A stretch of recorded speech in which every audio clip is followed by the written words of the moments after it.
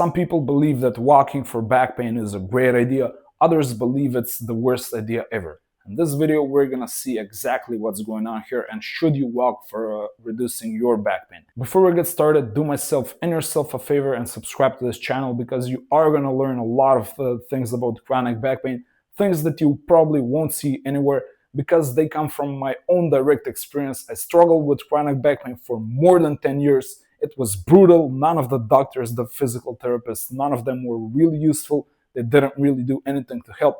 I had to discover a lot of these things myself, and I promise you, like, you probably won't see any of these on other like resources and channels. So if you struggle with chronic back pain for a few months and nothing else is working, subscribe to this channel and you will see the solutions that are actually effective. Now, when it comes to walking for back pain, some people love it, others really hate it. They think it's actually detrimental for their back pain. I actually belong in the first camp. I think walking is essentially good for chronic back pain in most cases. And I think it should be good for you. It should really be a beneficial exercise for back pain for most people.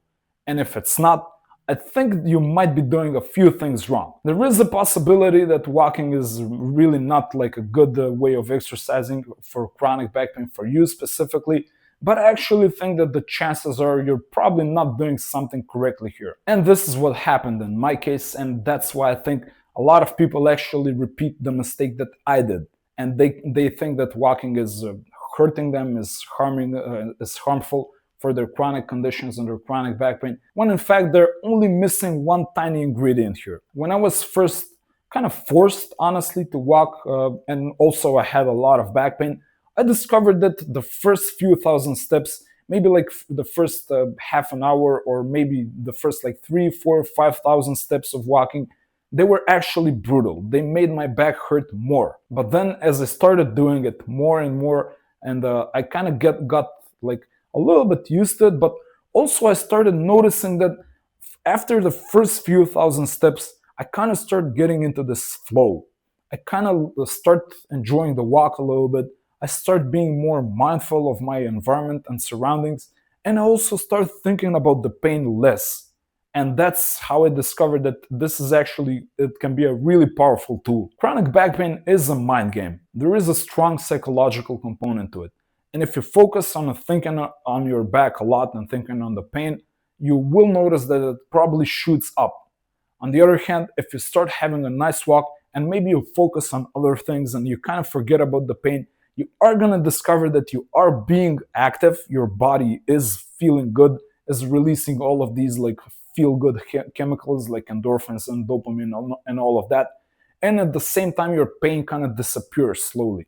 Even if you kind of remember, like, oh, does my back hurt? If you start thinking about that a little bit, it's not going to have an effect as long as you're mostly in this kind of flow that you only get when you walk for longer periods of time. You can also experiment with a little bit of a light brace while you're walking. So just see if maybe contracting your abs and your core a little bit helps. It may usually do the trick and help you get you started, like get you going on the first few thousand steps. And once you start getting into this nice flow, you're probably gonna see that the back pain goes away completely. Once I started walking like this, I've been doing it for years, and it's usually really beneficial for chronic back pain. It usually, if my back is hurting, I just go for a nice walk, nice long walk, and the back pain goes down. Now, once I start crossing like maybe 20,000 steps, I really go for it, the back pain may return a little bit. So you shouldn't really overdo it. But a normal, regular walk for maybe an hour, hour and a half, all the way up to 2 hours, I would say, is usually going to be really beneficial. But again, the key is not to think about the pain, so make the walk enjoyable, get some content that you enjoy listening, maybe on your headphones, pick a nice environment, maybe you can go in nature or explore your city, like beautiful parts of your city, or wherever you feel like is a good place for you to have a walk. You can also invite a friend. This can be a really enjoyable social experience as well.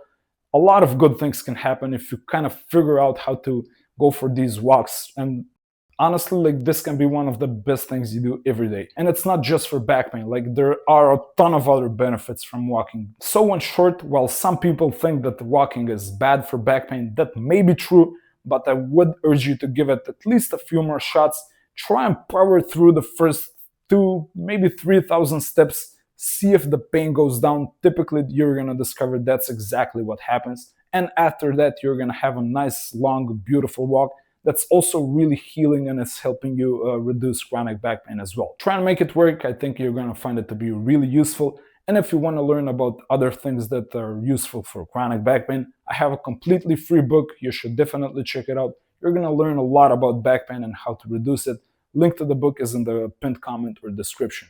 The next video that's going to appear above me is also very useful for learning how to deal with chronic back pain. Check it out. I will see you there.